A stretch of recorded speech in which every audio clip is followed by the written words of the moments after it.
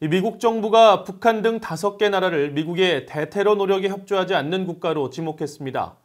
1970년대 여객기를 공중 납치하고 일본인들에 대한 납북 문제도 해결되지 않고 있다는 지적도 분명하게 명시했습니다. 첫 소식 함지하 기자가 보도합니다.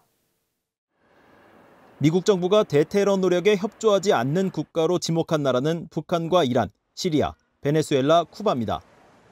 미 국무부는 북한 등 이들 국가들이 미국의 무기 수출 통제법에 의거해 2019년 미국의 대테러 노력에 전적으로 협조하지 않은 나라로 지정됐다는 것을 미국 의회에 통보했다고 밝혔습니다.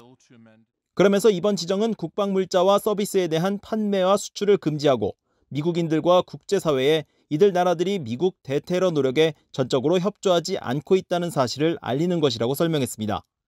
국무부는 북한과 연관된 과거 테러 사례도 밝혔습니다.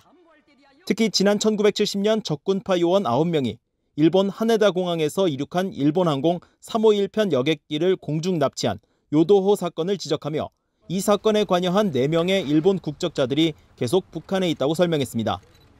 당시 적군파 요원들은 한국의 승객들을 내려주고 승무원 등을 납치해 평양으로 도주한 뒤 북한으로 망명했습니다.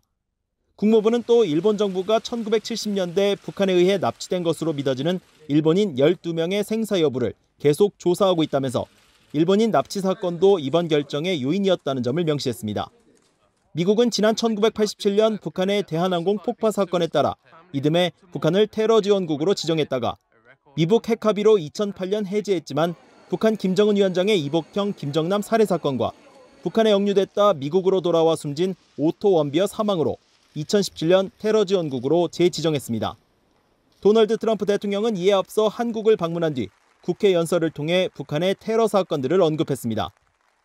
Since the so-called armistice, there have been hundreds of North Korean attacks on Americans and South Koreans.